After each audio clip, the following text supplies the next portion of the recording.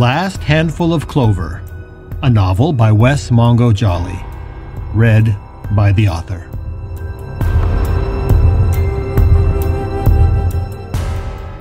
Book 2, Gifts Both Light and Dark.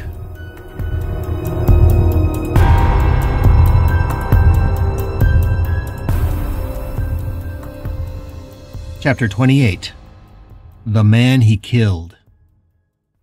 June 13th, 3:10 p.m. Howard Gunderson should have been surprised, but he wasn't. After his mother kissed him on the head, he turned to watch her go, and through the window he had seen the back of Carla Grayson's head and shoulders as she sat outside the glass wall of the interview room. He had known she was out there waiting because she had accompanied him down the hall when he had been escorted from his cell. So that wasn't what surprised him. What should have surprised him was seeing the man he killed standing outside of the interview room. He knew it was Richard Pratt instantly.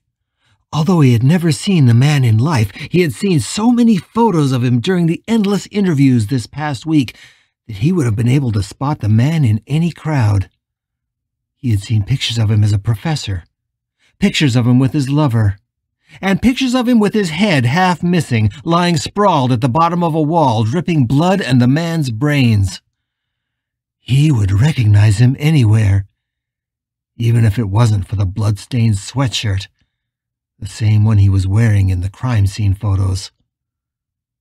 Howard had half expected Richard Pratt to come screaming into the room, eyes ablaze and ready to take his vengeance upon his murderer.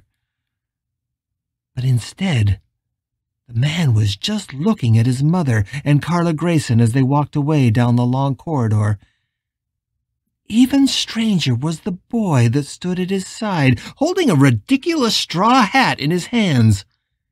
He couldn't have been more than 14 or 15, and a casual observer would have easily passed off the pair as a father and son. Somehow he knew that the boy, too, was a ghost, although there was no visible sign of blood on him, the way there was on Richard Pratt. Howard turned quickly back to the table, looking down and struggling to get his emotions under control. A moment later, he could feel their gaze back on him, and he squeezed his eyes tightly shut. He started to tremble as he heard the guard walk up to the interview room door. "This way, Gunderson. Back home now," Officer Delgado said.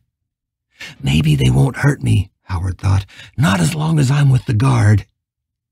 Delgado unshackled him from the table, and he rose to his feet, his chains clattering along the floor with each short step. In the hallway, he desperately kept his eyes on his feet, fearing that if he turned and looked at the two ghosts to his left, they would be staring at him with eyes of fire and their mouths open to reveal huge gaping jaws full of razor-sharp teeth that would rip him to shreds instantly. To his surprise, he walked down the hallway with the guard without incident. And although he couldn't look at the two ghosts who were trailing behind him, he didn't sense that they were about to pounce. They just followed quietly as he made the short journey down the corridor, took a left turn, and was put back in his cell. Ever since the presence had assaulted him, he had believed in ghosts. Ever since it had returned to take him over in the courtroom, he feared he might never escape from the one that called himself Justin. What little hope he had was already fading. And now there were more ghosts in the world than just the one. "Why am I being punished?" he wondered. "What have I done? Or is none of this real? Maybe I'm as crazy as my mother and Mr. Offord think I am." As Officer Delgado went through the ritual of removing his chains, he sensed the ghost in his peripheral vision. They had followed him into the cell, and they were watching him intently. He even watched as Richard Pratt walked up to his side and tried to stare directly into his face. He kept his gaze down, but no longer felt like the ghost was about to reach in and stop his heart, or rip his face off and leave only a grinning skull behind. In fact, to his surprise, he didn't sense any malice coming off the ghost at all. Something about him was very different from Justin. Howard was still afraid, but he was slowly becoming convinced that these two new ghosts were not here to harm him. When his chains were gone, he crossed immediately to the bunk without looking back. He climbed into the low cot and pulled his knees up to his chest. He closed his eyes tightly and tried to calm his panicked breathing. Slowly, his heart quieted.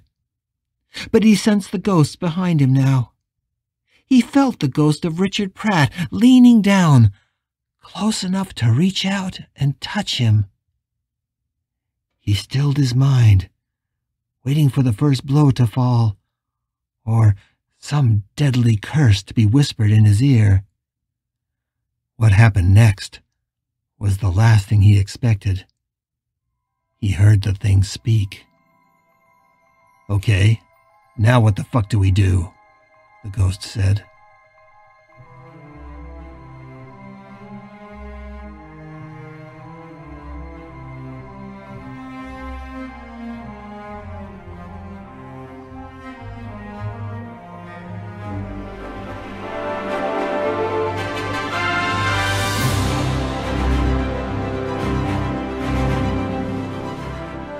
You're listening to The Last Handful of Clover, a novel by Wess Mongo Jolley.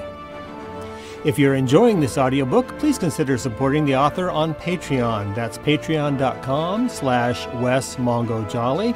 And for more information, check out the author's website at wessmongojolley.com. That's WESSMONGOJOLLEY.com. Thanks for listening and stay tuned for more episodes.